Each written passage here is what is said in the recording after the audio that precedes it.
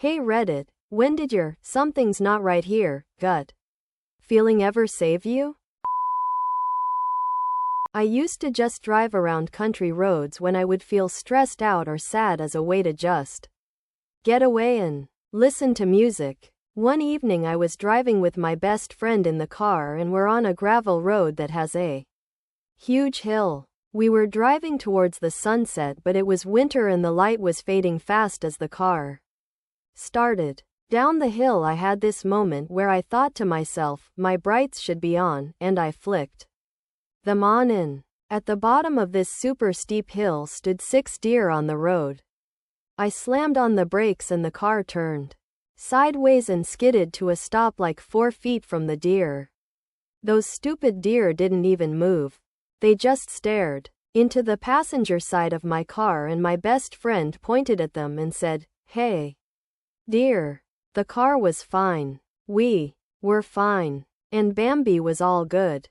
I don't drive around like that anymore.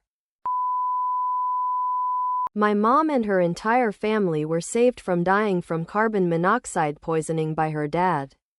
He left for work, got a weird feeling and drove back home. Everyone in the house was unconscious, and he had to drag or carry them all outside one by one. They all survived. My sister, since she was about 5, was always obsessed with tsunamis and would always ask my dad every night before she went to sleep if there would be a tsunami that night. We lived on a beach. About 5 years later, when our family was holidaying in Samoa, an earthquake struck at about 6 a.m. It was only a dull low rumble but went on for over a minute. Everyone at the resort woke up and went outside for a few minutes, then went back to bed.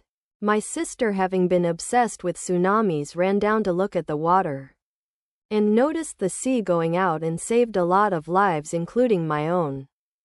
There was about a minute from her noticing till the tsunami hit. Luckily for us, there was a cliff right behind the resort. If not, a lot more people would have been killed. So something like a gut feeling years in the making. Not me, but my science teacher. When she was a teenager, she was standing near some lights at a pedestrian crossing with her and her friend. Very chill, but out of nowhere she had this gut feeling that both of them had to move. They moved just a couple meters away, and the next moment a car had hit another car and had hit one of the street electricity utility poles, and it had fell and exploded. Minor explosion enough distance away that it didn't hurt the girls exactly where they were. One of the wires had also snapped and hit it exactly where they were standing as well. They basically were in a scene of car wreckage and snapped wires and electricity explosions and the pole collapse. Just real insane. If the pole had missed there, the wire would have hit there, and if not that, then most likely the cars. That gut feeling of moving away saved both of them. I remember this story so clearly from high school science class because it was such a WTF. Pity I only paid attention to these things and not actually science, hee. I went to hospital with shortness of breath and my heart racing. They did a chest X-ray, blood test for blood, D-lots, ECG, and a few other tests, but all came back normal. After observing me overnight, everything still looked good. Oxygen saturation was perfect. My heart rate was still a bit elevated, but nothing too crazy. And it seemed that it was likely leftover symptoms from a bad virus that I'd had a week or so earlier. The doctor asks me how I would feel if they sent me home, and I just had a bad feeling about it all. I told him as such, and that I had no real basis for it except that I just felt off about it. He said, "Fair enough. Let's try one more test, and if that comes back negative, then we'll send you up to general medicine and see if they can track something down." That test was a VQ scan that found, despite all other tests showing no results for blood clots, I actually had a whole bunch of them in both lungs. I ended up with a diagnosis of unprovoked bilateral pulmonary embolisms. And am on blood thinners for life. Super grateful both for the bad feeling and the doctor who was willing to listen to it. Creds to my dad for this one. Back in 2011, my dad and I was driving down the country for New Year's Eve. Suddenly he goes quiet, kind of starts breathing slow and steady, and tells me to look up the road. He was so calm and focused. I look up and see a car spinning in the middle of the freeway, ramping up speed and knocking cars off the road. This is Scandinavia. Winter. Pretty much on ice. I imagine the driver of that car hoping. Just hoping. So my dad proceeds to accelerate towards the guy spinning. Which didn't even occur to me was weird. He was just so calm. Which makes me calm. The car hits us on my dad's side. Half a second earlier my dad turned slightly right, which was just enough for the car to push us out of the road and completely safe into a snow hill. I realized a bit later that a lamppost on that same side we flew off to had crushed the back right side of our car, just missing the angle that would have hit me. Years later I realized the reason my dad sped up the vehicle. Getting hit by that car was a question of when, not if. And if he had not accelerated, that lamppost would have been my death. After that occurrence my pulse always drops in pressure situations. I woke up from a deep sleep at 2 a.m. during a winter storm. Something wasn't right. I immediately went looking for my senior dog and couldn't find her anywhere in the house. My roommates had a tendency to let her out for a walk and forget about her. Closing the door, I ran to the front of the house and found her laying on the welcome mat. She was hardly breathing and covered in snow. She had been outside alone for at the very least section hours. I moved out shortly after. Was sitting on one of those metal cylindrical electricity boxes outside my house when there was a blackout. Electricity was slightly flickering in my house. No other houses had a blackout. I looked down at what I was sitting on and I was like, maybe this is the source of the problem. I stood up and stepped away from it and like 2 seconds later it fucking blew up. Like a pillar of flame shot out. And above it for almost a full minute. It was basically a gigantic Bunsen burner and I was a few seconds short of physically getting fried. When I was in college, I lived in a sketchy part of Chicago. Humboldt Park, Logan Square before gentrification. I liked to take late-night strolls. Even when I was living in that neighborhood as a 20-year-old woman. Yeah, I know. Pretty dumb of me. One night, I was feeling stressed out so I embarked on one of my late-night strolls. I was walking along a somewhat busy road. Cars were zooming past me. Pretty normal. I wasn't paying much attention because I was too wrapped up in whatever was stressing me out that night. Suddenly, a chill shot up my spine. Hypervigilance washed over me and I became more alert than I had ever been. Something was wrong. Someone was watching me. I quickly spotted a car. It was driving in the opposite direction. A little slower than usual.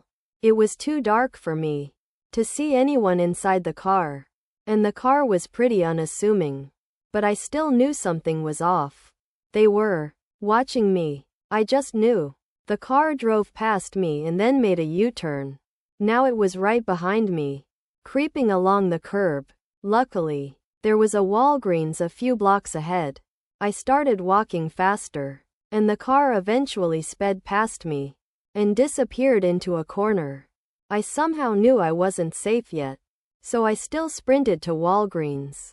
I told the security guard what happened, and we both went outside. The car was parked up the street, about 50 to 100 feet away. The security guard was a big guy who looked intimidating. He marched toward the car, and the car immediately backed up, made a U-turn, and then booked it out of there. The security guard called the cops. And they drove me home. I never took a late-night stroll again. My gut made me more alert. But it was really the security guard who saved my life. I'm positive that if he wasn't there that night, something bad would have happened to me. I wish I could find that security guard to thank him. Last year, December 1st, I had slept for almost a week trying to fight what I thought was the flu. Woke up and that exact gut feeling kept on telling me something's not right with me. Called the parents to tell them and then cabbed myself to the emergency room. Took blood. The whole 9 yards. Was there for 8 hours. Discharged and sent home. Called the next morning asking me to come back because they found something in my blood. Bacteremia and endocarditis. I was put on penicillin immediately. For 2 months. More tests. More things wrong. Went for a specialized test on December 21st. Woke up to them telling me I need surgery as soon as possible. They're trying to find a surgical team. Earliest is the 24th. I go in and while they're operating I have an ascending aortic aneurysm and it caused an aortic dissection. They're able to fix it. I've got a synthetic valve in there now. Here's the kicker. I work in a restaurant kitchen. Just before the start of the holiday season. Normally most cooks would tough it out and just work. Most think it happens and it'll get better soon. Just keep going. There was just something about the way I was feeling this time that made me go to the hospital. I'm told that if I had done that, I more than likely would have died before my birthday and they would have found out about the aneurysm during the autopsy. That still sends fucking chills down my spine. My best friend works as an emergency room nurse at the same hospital that I was operated on and she was freaking out internally but kept it together on the outside for me. She explained just how serious this all was after I was in recovery. I've promised to tell her whenever I get that same feeling again. TLDR. Gut told me to go to the hospital if I hadn't he would have been dead 3 weeks later. Cheers. Edit. They got to get to work now but I'll try to answer more replies during the day. Please keep them coming so others can learn from my mistake and fortunes. Thank you. Edit 2. Thank you kind stranger for the silver. I still don't know what to do with it but I wish one back to you. At Edit. Wit. 6K upvotes on a post that I made about my heart. Thank you all for all the concern and wishes. Seeing the conversation this has produced has helped a lot with just my general well-being and mental health. Truly moved by this. At I was walking out of a grocery store when I saw this kid about to cross the road. Something came over me and I yanked him back onto the sidewalk. Not even a second later a truck came flying past. He was probably around 7 or bish. There's a very fun road that gets you from Niederndorf to Vacha. Or back. In Germany, you can go 60 or 70 dix kph along smooth tight turns and little rolling hills. All around it for acres and acres are fields of whatever's in season and no intersections for several kilometers. It's a very fun road to go too fast on. This day, something like wheat was in and it was high. I couldn't see around the corners. But I knew the road well and was staying in my lane. And I was going fast. And smiling. About halfway in, I heard a voice in my head as clear as if the speaker were sitting next to me and it said, "You need to slow down." It was startling and I braked immediately. 2 seconds later I come through one of the turns and into the ass end of a combine taking up both lanes and moving slowly. I barely stopped in time. Those extra 2 seconds of brake time saved a Volvo at least. But I am pretty sure they saved my life too. Edit. Lick clarity. Once I was at the bank doing business with the ATM. I noticed a black and yellow van parked with a man in the driver's seat. The van was off and he was just sitting there. Made me uncomfortable, so I didn't want to go home. Instead, I got in my car and moved to the other side of the parking lot near a hardware store and outdoor recycling center. It was broad daylight. I just sat in my car pretending to read, and the van started up and moved down to my side of the parking lot. Again, he reversed the van into a parking spot that was facing my car. Now I knew that I shouldn't go home, which was nearby. So instead, I got out and went to visit the two men who were manning the recycling center. I asked if I could sit on their extra chair because the van guy was making me uncomfortable. They said sure, and since business was slow, we got to chatting. I asked them how they liked the work and how business had been. The van guy finally started up his van and left. After I took a picture of it and texted the info to my husband. After another 10 minutes with the guys, I took a circuitous route home to make sure the van wasn't anywhere around. The kicker is this. I asked the guys how long they'd been working at the recycling station. And they said about 4 months. I'm like, oh, what did you do before this? Quote, and they both go, oh, we were in prison before. Well, whatevers. They still saved me. I went out with my best friend on New Year's last year and were having drinks with her friends when I realized I was out of cigarettes. I left for a few minutes to walk over and grab a pack and ended up talking to a homeless guy for a while. And when I went over to the entrance of the bar, she was outside and said something mean to me for no reason and walked off. I was confused, so I decided it would be good if I took a walk to let her cool off and then figure out what she was upset about. I was going to walk down the street for a bit, but something told me to turn left. Walking behind the bar and then turning to the side of the bar when I see a girl laying down on the sidewalk and people walking by her. As I'm walking over to help, I realize it's my friend and she's not very conscious. She was probably drugged while I was getting smokes, and who knows what would have happened if I hadn't decided to go that way. Scares the shit out of me. I was walking to the barber shop, and for some reason, everything just felt off.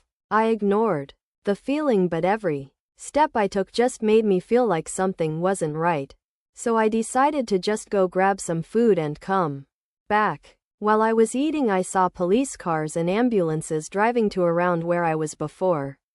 It turns out there was a murder. Now I always listen to my gut feeling. I was offered a dream job at almost double my salary in a different city. 'Twas only 2 hours away. But something told me not to take the job.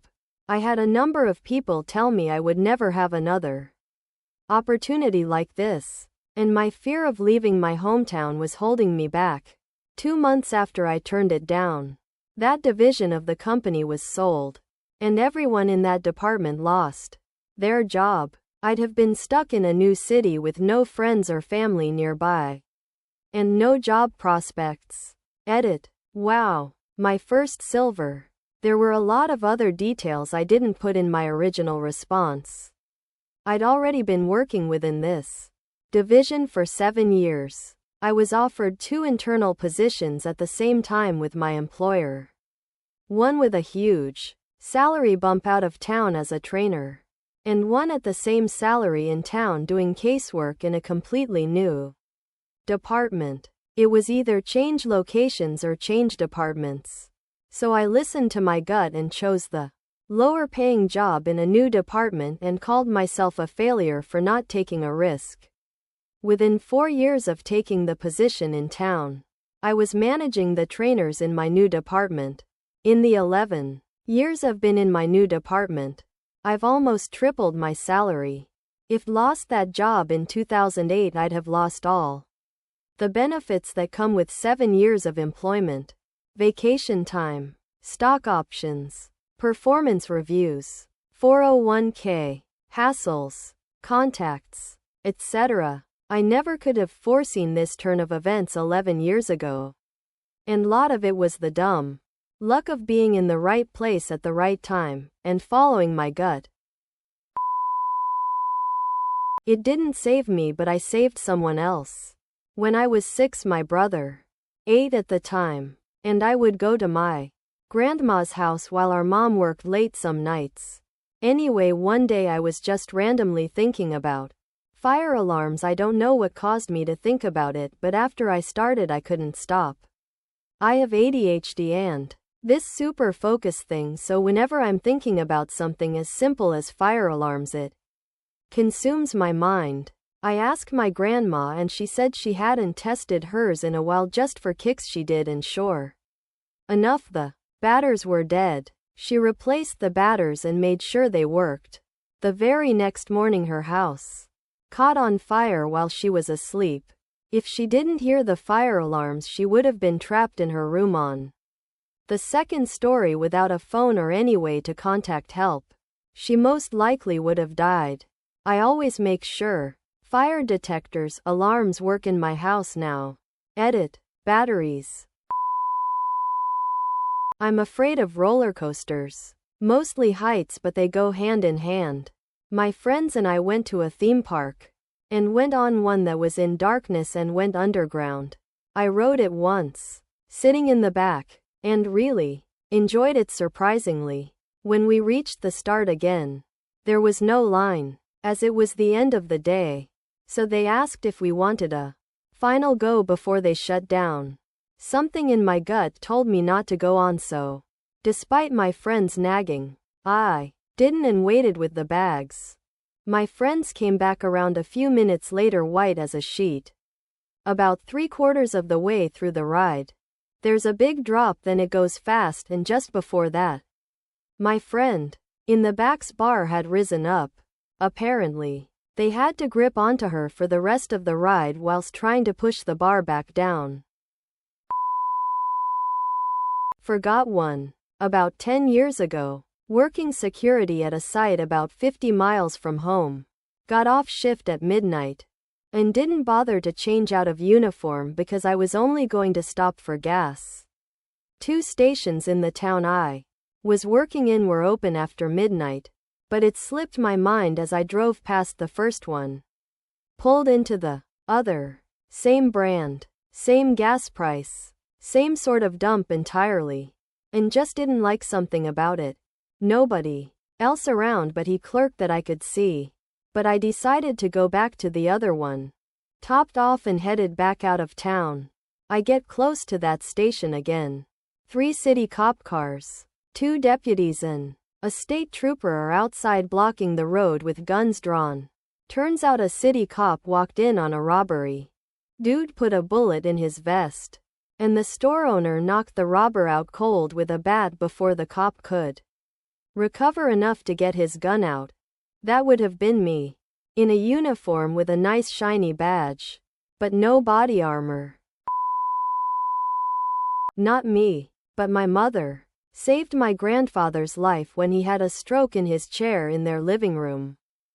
We had all started to walk around the development when my mother, after about 50 to 75 meters from the house, said, "I am going to go back and check on Dak."